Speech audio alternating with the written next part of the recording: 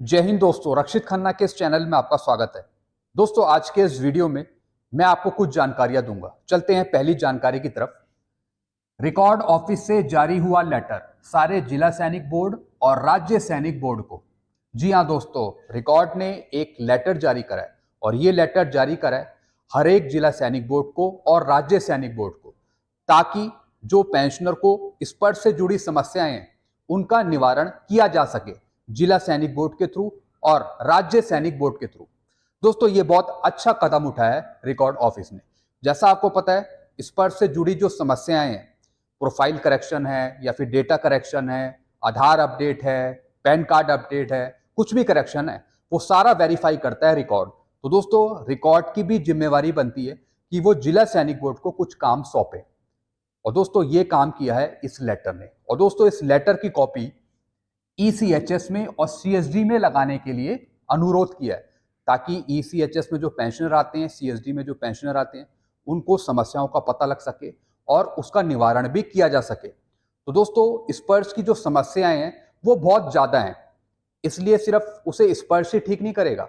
इसके लिए record office, जिला सैनिक बोर्ड, राज्य सैनिक बोर्ड, इवन केंद्रीय सैनिक बोर्ड, हर एक जगह इसका निवारण होना चाहिए। बल्कि मैं तो कहता हूं, आगे आने वाले टाइम में बैंकों को भी आदेश दिया जाए कि स्पर्श से जुड़ी समस्याओं को दूर किया जाए। पेंशनर बैंक जाकर स्पर्श से जुड़ी समस्याओं को सही करवा पाए। तो दोस्तों, अभी तो फिलहाल ये जो लेटर आया है, जैसा कि आप यहां पे देख रहे हैं, नीचे देख रहे हैं, इसके अकॉर्डिंग जिला सैनिक बोर्ड और राज्य सैनिक बोर्ड को आदेश है। दोस्तों, आप वहां जाकर भी स्पर्श से जुड़ी समस्याओं को सुलझा सकते हैं। चाहे आपका आधार अपडेट हो, पैन अपडेट हो, कोई प्रोफाइल करेक्शन आपको करना हो, कोई आपकी सर्विस रिक्वेस्ट पेंडिंग में हो, यानी स्पर्श से जुड़ी A to Z प्रॉब्लम आपकी सॉल्व होनी चाहिए जिला सैनिक बोर्ड से या फिर राज्य सैनिक बोर्ड से। तो दोस्तों, इस कदम का मैं स्वागत करता हूं। चलते हैं दोस्तों अगली इंफॉर्मेशन की तरफ। फिर है दोस्तों एड्स CPC पे स्ट्रक्चर पर बात। दोस्तों, आपने बहुत से यूट्यूब चैनल देखे होंगे जिसमें दिन भर बताते रहते हैं कि आपकी बेसिक पेंशन इतनी हो जाएगी, बेसिक पे आपकी इतनी बढ़ जाएगी, भारत सरकार ने ये घोषणा कर दी, केंद्र सरकार ने ये घोषणा कर दी, अभी अभी आपकी टेबल जारी हो गई। मतलब इस तरीके की टेबल्स आपको दिखाई जाती हैं। और दोस्तों, ये सारी टेबल एज्यूम होती है, सब पे क्वेश्चन मार्क लगा होता है। आपको पता ही नहीं लगता कि सही क्या है और गलत क्या है, आप उसे सही मान लेते हैं। तो दोस्तों, ऐसे ही एड्स CPC का पे स्ट्रक्चर जारी हो रहा है कई यूट्यूब चैनल पे। आपको बताया जा रहा है कि सिपाही की इतनी बेसिक पेंशन हो जाएगी, नायक की इतनी हो जाएगी, सूबेदार की इतनी हो जाएगी। लेकिन अगर आप हकीकत से उठें तो पता लगता है कि कुछ है ही नहीं। जैसे हम सपना देखते हैं, सपने में हमें ख्वाब आते हैं कि यार हमारी तो इतनी बेसिक पेंशन हो रही है, हमने वो यूट्यूब चैनल देखा था, उसमें इतना बताया जा रहा था, आगे जाके ऐसा हो जाएगा। दोस्तों, फिर आप नींद से जागते हैं और फिर आप जैसे ही देखते हैं तो फिर बोलते हैं यार वो तो एक सपना था। तो इस तरीके की जो चीज़ें होती हैं, इनसे आपको बचना होगा। जो काम हो रहा हो उसी पे एज्यूम किया जा सकता है। जो काम हो ही नहीं रहा हो तो फिर दोस्तों उस पर बात करना बेकार है। अभी केंद्र सरकार ने पहली पहल भी नहीं करी है, एक कदम भी आगे नहीं बढ़ाया है एड्स CPC पे। और हम बात कर रहे हैं एड्स CPC में आपकी कितनी बेसिक पेंशन होगी। बताया जा रहा है 1.96, 3.68 फिटमेंट फैक्टर लागू होगा, एक्वाइड फॉर्मूला लागू होगा। नहीं दोस्तों, अभी इस पे कोई भी बात नहीं चल रही है एड्स CPC पे। ये तो दोस्तों भगवान का शुक्रिया करो कि हमें OROP3 टाइम पर मिल जाए 2024 में। तो दोस्तों, एड्स CPC में अभी हम बात नहीं कर सकते क्योंकि अभी भारत सरकार पे इस पे कोई प्लानिंग नहीं है लाने का। इसलिए दोस्तों, हम एज्यूम भी नहीं कर सकते सही से कि इतना आपका हो जाएगा। चलते हैं दोस्तों तीसरी इंफॉर्मेशन की तरफ। हवलदारों को मिलेगी MACP 2006 के बाद 24 साल से ऊपर क्वालिफाइंग सर्विस पे। जी हां दोस्तों, जिन हवलदारों की क्वालिफाइंग सर्विस 24 साल से ऊपर है, 24 साल 5 दिन भी है, 1 दिन भी ऊपर है, उनको MACP मिल जाएगी। और किसकी पेंशन मिलेगी? नायब सूबेदार की, जो 2006 के बाद आए हैं।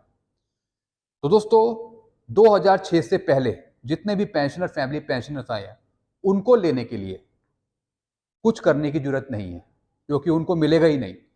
और दोस्तों, आगे कुछ टाइम बाद आपको इस पे एक कोर्ट केस देखने को मिल सकता है किसी संगठन द्वारा। लेकिन फिलहाल ये मामला अभी शांत है। क्योंकि कोई आवाज उठा ही नहीं रहा है। जिस तरीके से हम बोल रहे हैं कि 2006 के बाद जो पेंशनर आ रहे हैं उनको एमएससीपी लागू है, जो 2006 के बाद आ रहे हैं, लेकिन 2006 से पहले जो आ रहे हैं उनको लेने के लिए कोई संगठन आगे आ ही नहीं रहा है। ये तो हम ही डिमांड कर रहे हैं। तो दोस्तों, बहुत से तगड़े संगठन को इससे जुड़ना पड़ेगा। कोई तो कोर्ट केस करे, कुछ तो मिले। तो दोस्तों, ये मैंने आपको बताया हवलदारों के लिए, इनको एमएससीपी लागू है जो 2006 के बाद आए हैं, इनको मिलेगी नायब सूबेदार की पेंशन। चलते हैं अगली इंफॉर्मेशन की तरफ। डीए-डीआर देने में केंद्र सरकार सबसे आगे, स्टेट गवर्नमेंट पीछे है। जैसा आपको पता है, केंद्र सरकार ने 42 से 46% आपका डीए-डीआर किया, 4% बढ़ाया। और दोस्तों, सेंट्रल गवर्नमेंट ने आपको दिया, लेकिन अभी भी ऐसी कई स्टेट गवर्नमेंट है जिन्होंने अभी 46% डीआर लागू नहीं करा, ना ही डीए लागू करा। यानी पेंशनर्स और सर्विंग जो एम्प्लॉई हैं वो 42% ही डीए-डीआर ले रहे हैं। तो इसका मतलब है कि जो सेंट्रल गवर्नमेंट है वो सबसे तेज चलती है, उसके पीछे आती है स्टेट गवर्नमेंट। स्टेट गवर्नमेंट काफी देर बाद, काफी महीने बाद अपने रूल अप्लाई करती है। जैसे केंद्र सरकार ने तो 42 से 46% कर दिया, वो मिल भी गया पेंशनर को, सर्विंग एम्प्लॉय को, ग्रेजुएटी भी पे होनी शुरू हो गई। लेकिन स्टेट गवर्नमेंट अभी पीछे चल रही है, अभी वो पुराने डीए-डीआर से ही पेंशन या फिर ग्रेजुएटी दे रही है।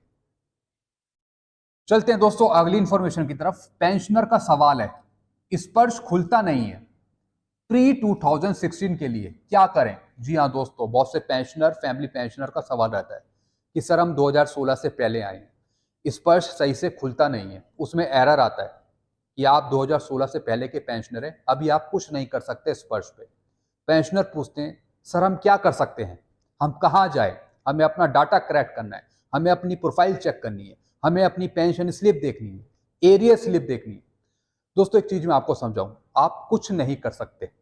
अगर आपको ये वाला एरर आ रहा है कि आप 2016 से पहले के पेंशनर हैं, आपको थोड़ा रुकना होगा, वेट करना होगा।